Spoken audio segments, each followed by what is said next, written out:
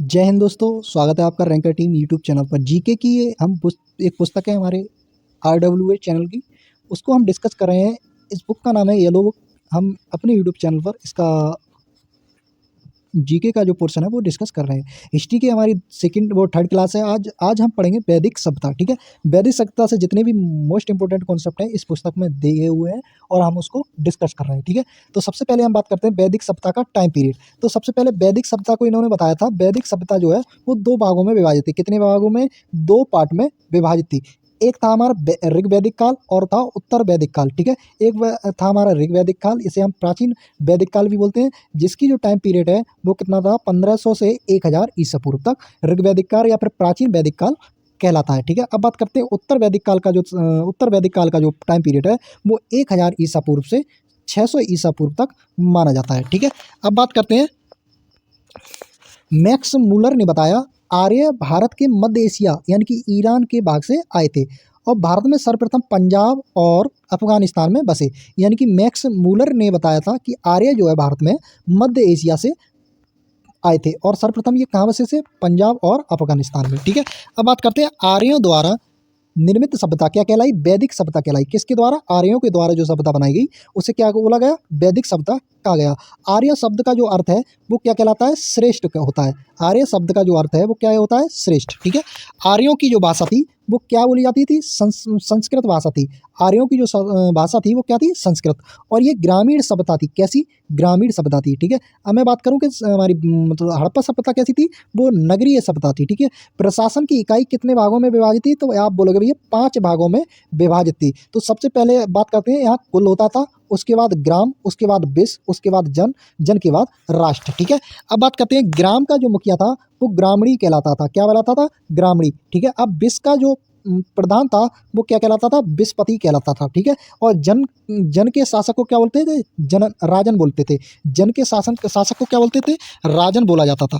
और बात करें सभा और समिति जो है वो राजा को सलाह देने वाली दो संस्था होती थी। क्या होती थी? दो संस्था होती थी राजा को सलाह देने के लिए, सभा और समिति। लेकिन अथर्ववेद में सभा और समिति को प्रजापति की दो पुत्रियां बताया गया है। अब बात करें स्त्रियां जो थी वो दोनों में भाग ले सकती थी। किसमें?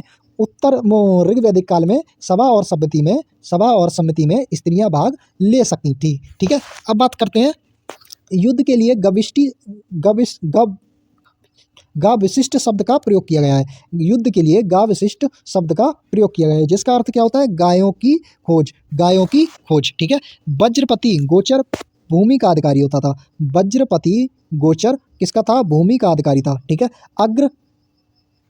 अब बात करते हैं उग्र अपराधियों को पकड़ने के लिए कार्य भी करता था और उग्र अपराधियों को पकड़ने के लिए कार्य भी करता था। ठीक है, यानी कि वज्रपति जो गोचर थे वो भूमि का अधिकारी था और उग्र अपराधियों को पकड़ने के लिए भी कार्य करता था। ठीक है, अब ऋग वैदिक काल में समाज को व्यवसाय के आधार पर 4 वर्णों में विभक्त किया गया था, यानी कि बांटा गया था। तो सबसे पहले आते थे ब्राह्मण, क्षत्रिय, वैश्य और शूद्र। ठीक है, यानी कि व्यवसाय के आधार पर 4 वर्णों में विभाजित किया गया था। ठीक है, अब बात करते हैं आर्य का समाज जो था वो पितृसत्तात्मक था, यानी कि पिता के अनुसार चलता था। ठीक है, समाज की सबसे छोटी इकाई जो थी वो परिवार या कुल थी। ठीक है, और जिसका मुखिया पिता होता था। कौन होता था? पिता, जिसे कुलप कहते थे। क्या कहते थे? कुलप। ठीक है, स्त्रियां इस काल में अपने पति के साथ यज्ञ में कार्यों में भाग लेती थी।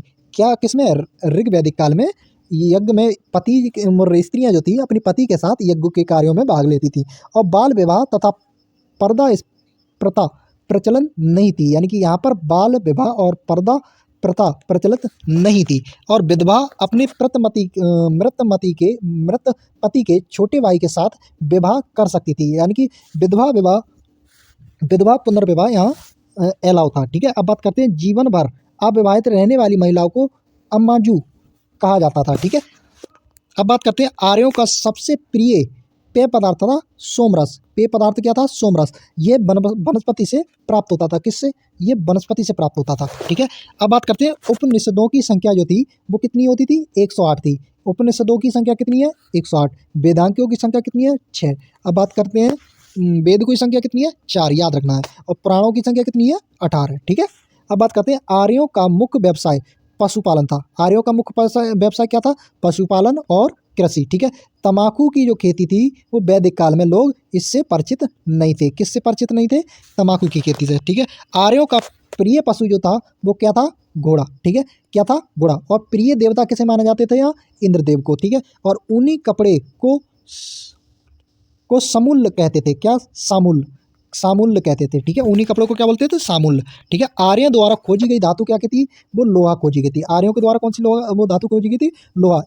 इसे श्याम अयस्क भी कहा जाता है। किसे कहा जाता था? श्याम अयस्क। तथा ये तांबे को लोहित अयस्क भी, यानी कि तांबे को क्या बोलते थे? ये लोहित लोहित अयस्क। और लोहे को क्या बोलते थे? श्याम अयस्क, ठीक है। गाय की हत्या करने वालों को मृत्युदंड तथा देश निकालने का प्रावधान था। यानी कि जो गाय की मृत्यु कर देता था उसको मृत्युदंड या फिर देश से निकालने का प्रावधान था, ठीक है। अब बात करते हैं ऋग्वेद में उल्लेखित सभी नदियों में सरस्वती जो है वो सबसे महत्वपूर्ण एवं पवित्र नदी मानी जाती है। ऋग्वेद में जो नदी है वो सरस्वती को सबसे महत्वपूर्ण और पवित्र नदी माना गया है, ठीक है। अब बात करते हैं ऋग्वेद में गंगा नदी का जो है वो एक बार उल्लेख किया गया है। कितना? एक बार। यमुना नदी का 3 बार उल्लेख किया गया है। इसमें सिंधु नदी का उल्लेख सबसे अधिक बार किया गया है। और कितना? 250 बार सिंधु नदी का उल्लेख किया गया है, ठीक है। अब बात करते हैं उत्तर वैदिक काल, ठीक है। उत्तर वैदिक काल का टाइम पीरियड कितना था? 1000 ईसा पूर्व से 600 ईसा पूर्व तक, ठीक है। अब बात करते हैं उत्तर वैदिक काल में इंद्र का स्थान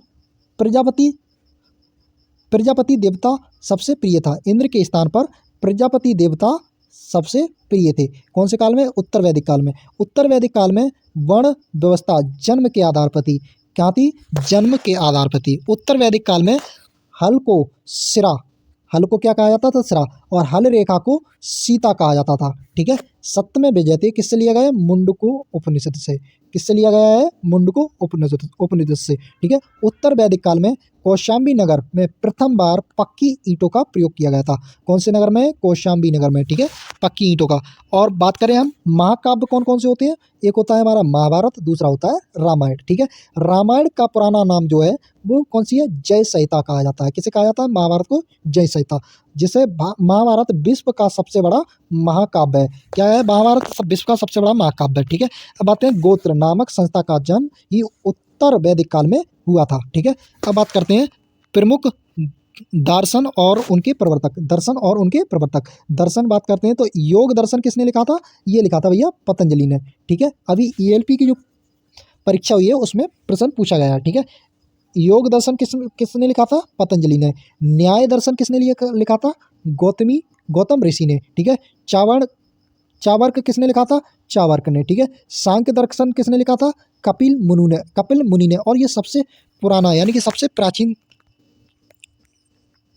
प्राचीन है ये। पूर्व मीमांसा किसने लिखा है? जैमिनी राय ने, ठीक है। उत्तर मीमांसा किसने लिखा है? बद्रायण ने, ठीक है। वैश्विक दर्शन किसने लिखा है? कणाद ने, ठीक है। ठीक है। अब बात करते हैं आज की क्लास में हमने उत्तर वैदिक काल और ऋग्वैदिक काल को कंप्लीट कर लिया है। नेक्स्ट क्लास में हमारा टॉपिक रहेगा जैन धर्म, ठीक है। मिलते हैं नेक्स्ट क्लास में। इसी तरह से बने रहें और चैनल को सब्सक्राइब करें, वीडियो को लाइक करें। जय हिंद।